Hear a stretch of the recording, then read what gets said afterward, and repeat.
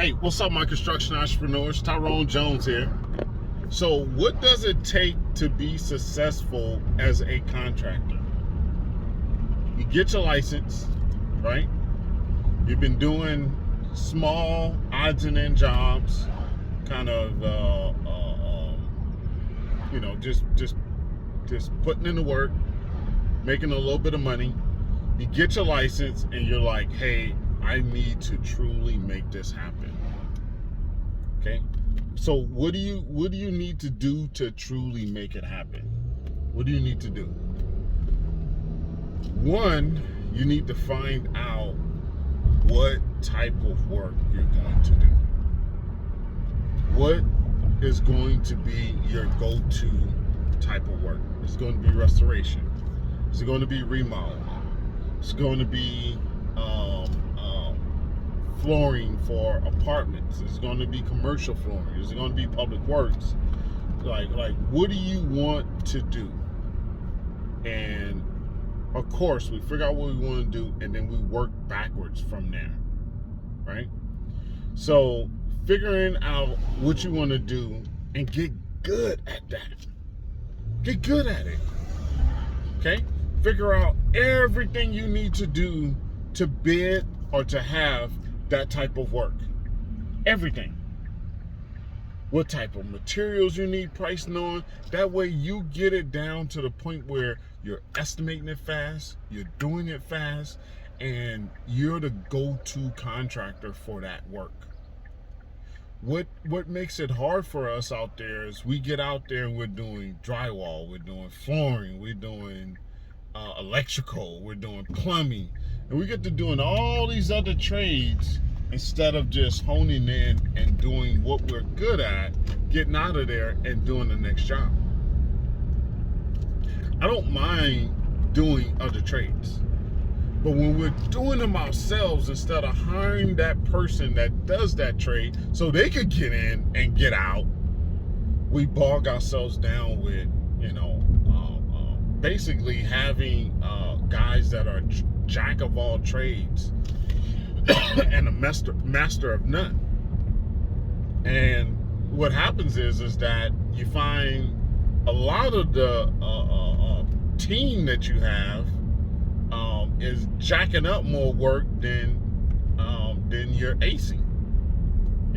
You got them jumping all over. Now you got laborers that you're trying to treat as craftsmen, and you want them to crafts. You want them to master craft a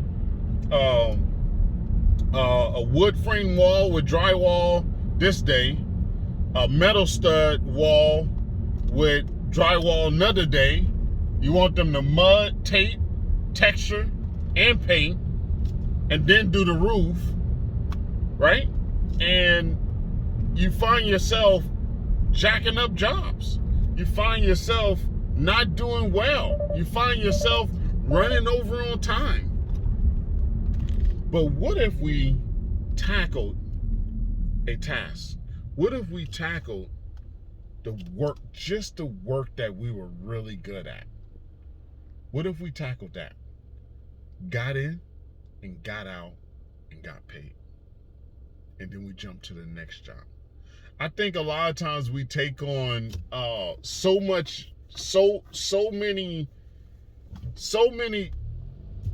different type of jobs is because I think we want to do everything, but there's no in the real world, like when you really get out here and you're in the commercial world, you're in the public works world, there's not a lot of contractors that's doing everything in-house.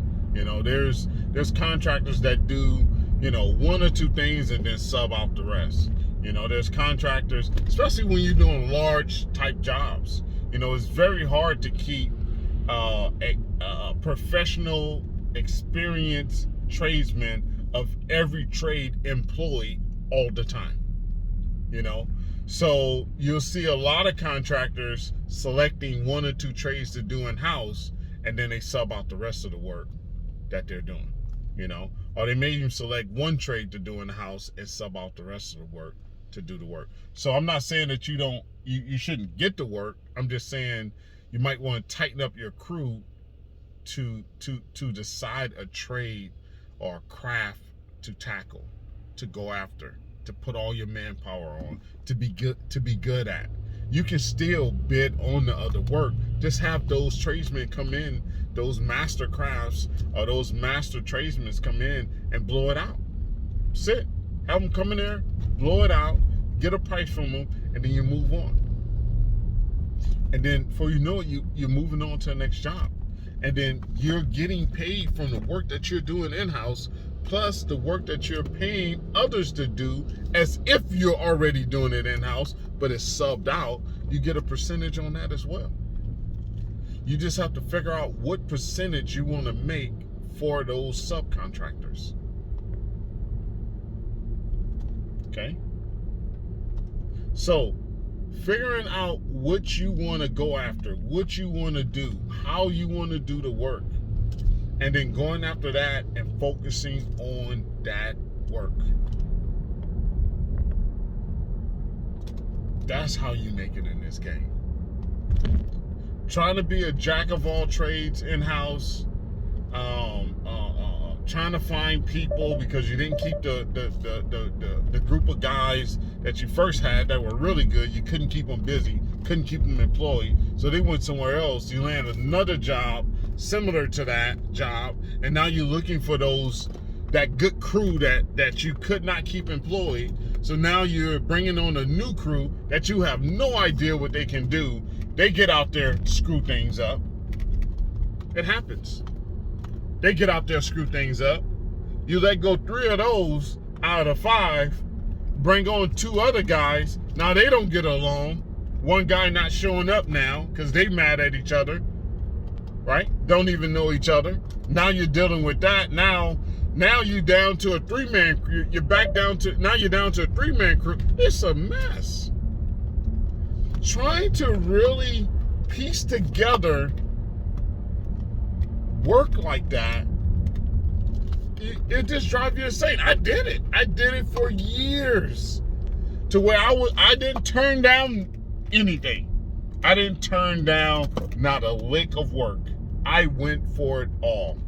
I said, yeah. They called me and was like, hey, you do T-bar ceiling? Yes, yeah. Oh yeah, I do. You got good guys that do T-bar? Yeah. We did a job recently where we did some T-bar ceiling. We could take care of it. How much do you have that you need done? I got 10,000 square feet. Can you still do that? Yeah, I can. Yeah, sure. I can do that. Are you sure you know how to do that? Yeah, I'm sure. I can do it. Okay. All right. Well, you got the job. Now you guys know how it is. You know how the story goes after that. Okay. So